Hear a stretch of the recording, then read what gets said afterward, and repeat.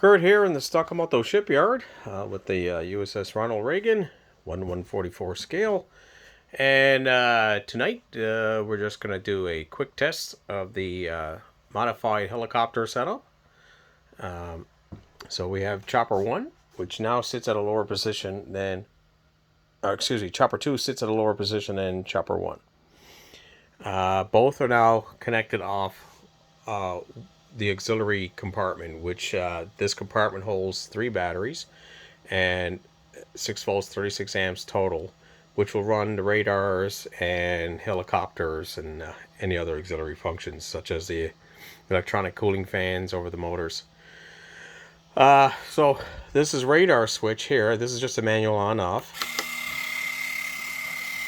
Okay, but separately I can control chopper, the helicopter that's parked, which is this one here. I've done nothing with this one. Decided not to go for it after the hell I went through the last 2 days trying to get the other 2 helicopters working. So I said, screw that. I'm just going to leave it full power.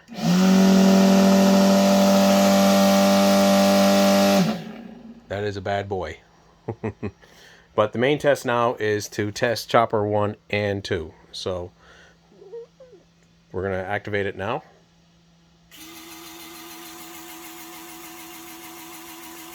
So Chopper 1, and we have Chopper 2.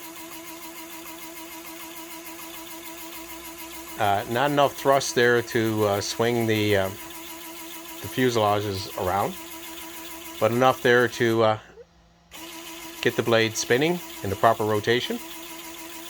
And there's nothing I can do to keep this one from wobbling. The reason why it wobbles is that the actual gear, the actual threaded stem from the micromotor actually wobbles. There's nothing I can do to correct it. If I try to shim it up with smaller tubes, I end up creating more friction, and which creates more heat, which ends up seizing up the shaft inside the tubes. So I had to use extra wide tubes to allow a little more play so I don't get any friction. The same thing was with the first one, but the first one is not bent, not quite like the second motor. And that's the way they came. Nothing I can do about it. But you can see the rotation on this one is really straight, nice and smooth. And this one here, even though the rotor is centered and the blades are nice and straight, it's coming from the stem on the micromotor. Nothing I can do about it, but at least it's rotating. They both work together now.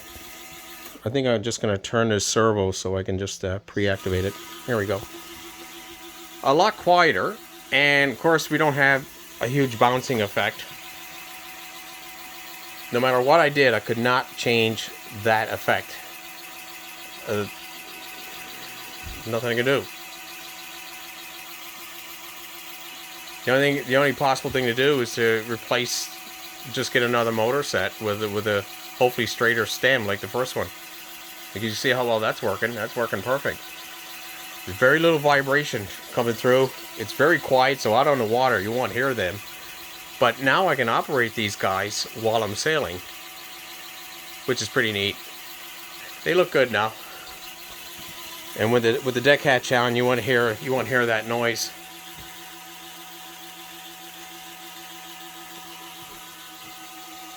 I like the effect.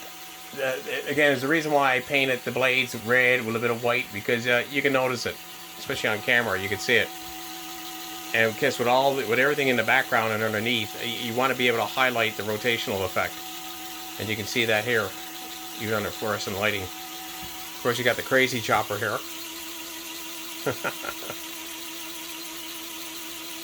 Yeah. So there you go. They're done. The only other thing I just want to highlight is the that big gash I had on the side. I don't even remember where it is now, because I did such a good repair. I can't even see it anymore. I think it's somewhere around here. Yeah, it was in this area. Right. That's not a gash. That's a bit of pinstripe tape that I had lifted off by accident. But yeah, so there's the repair. No gash. So that's it from the Reagan. I hope to get out again maybe Thursday. The weather holds up. This is Kurt.